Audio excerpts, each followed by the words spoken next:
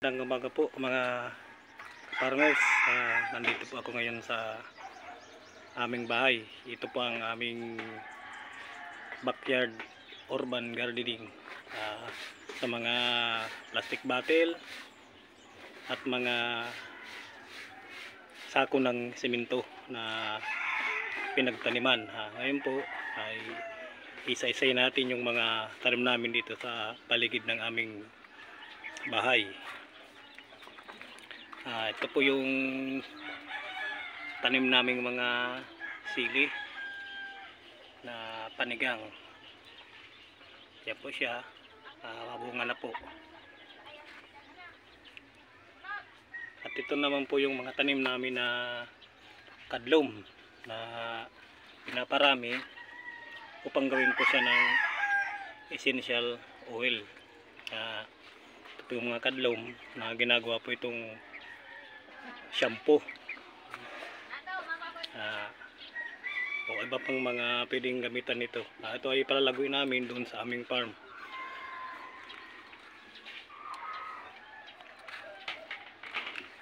At ito naman po yung mga tanim naming luya. Ayan po, may luya. Madali na po siyang anihin. At yun naman po yung mga tanim naming mga talong. Bali po, makita itong talong ay mayroon po ditong bisil. Yun na po yung insect repellent nya. Matabo yung mga insect. Makita po ninyo, mayroon po ditong mga takip na ganyan.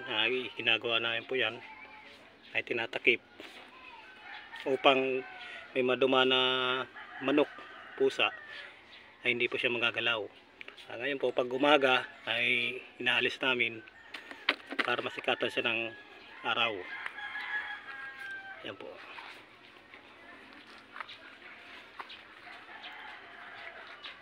Ito naman po yung mga lemongrass namin tinanim dito sa plastic container. Ang gagawin po natin dito, pag nakatanim tayo dito sa bahay, sa inyong bahay, ay huwag nyo pong puputulin yung pagkukuha o bubunutin. Ang gawin nyo lang po, kuha kayo ng gunting, ay putulin po ninyo para yung pong pinaputulan ay madali siyang mabuhay.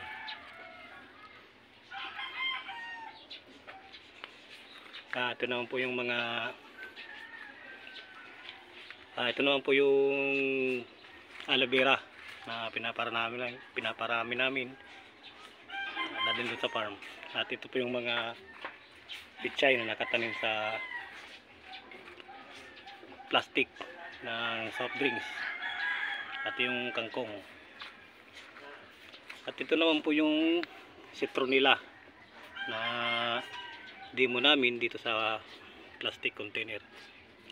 Bali po yung mga isang buwan na po itong nakatanim dito sa plastic. Siya po mga citronella grass.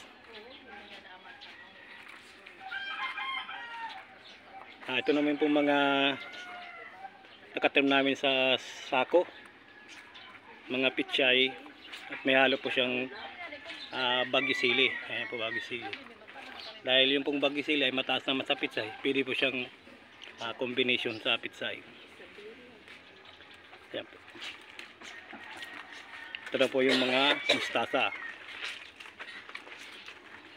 Ayan po. At ito na po yung mga spring onion na tinanim namin dito sa plastic o sako. Ayan po siya.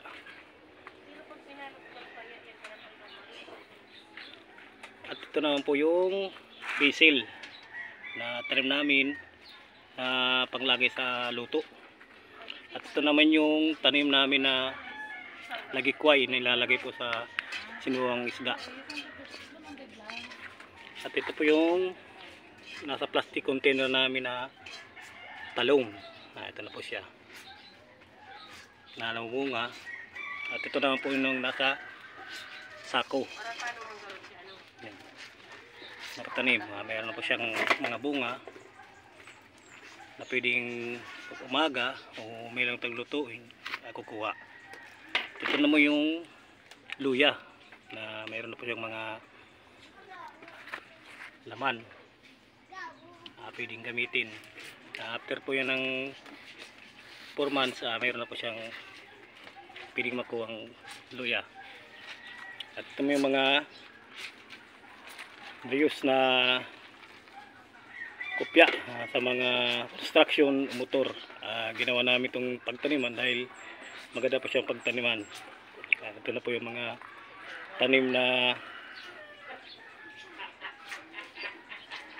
mustasa. Yan po yung mga sombrero na galing sa mga kalakal.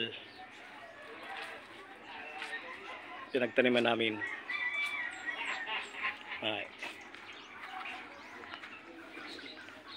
At tingnan po yung likod. Ito naman po yung mga sitaw na itanim dito na po sa mga paseyo o ng mga pintura, mga container ng pintura. Tinanim yung sitaw, tigda 2 butil. Yan na po siya. Nagsimula na siya pong umangat. At ito naman yung mga tanim namin na kamatis. Madali po siyang mahinog. Namunga na po siya sa loob ng sitaw. Ang kagandahan lang po nito, ito ay dikit-dikit. Iba-ibang saring nakatanim. Kahit maliit lang pong area ay pwede nating pagtaniman. At ito naman po ang aming malunggay. Nakita po siya, malaki na yung puno niya. Yan po, kinukuha namin na pangulaw, pangsahog-sahog sa gulay, mga sinabawan.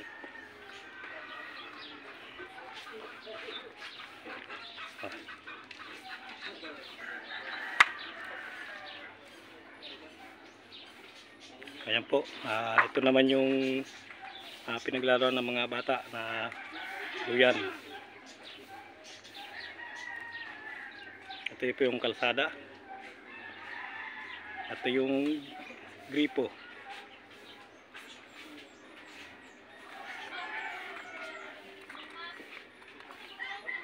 Yan lang po mga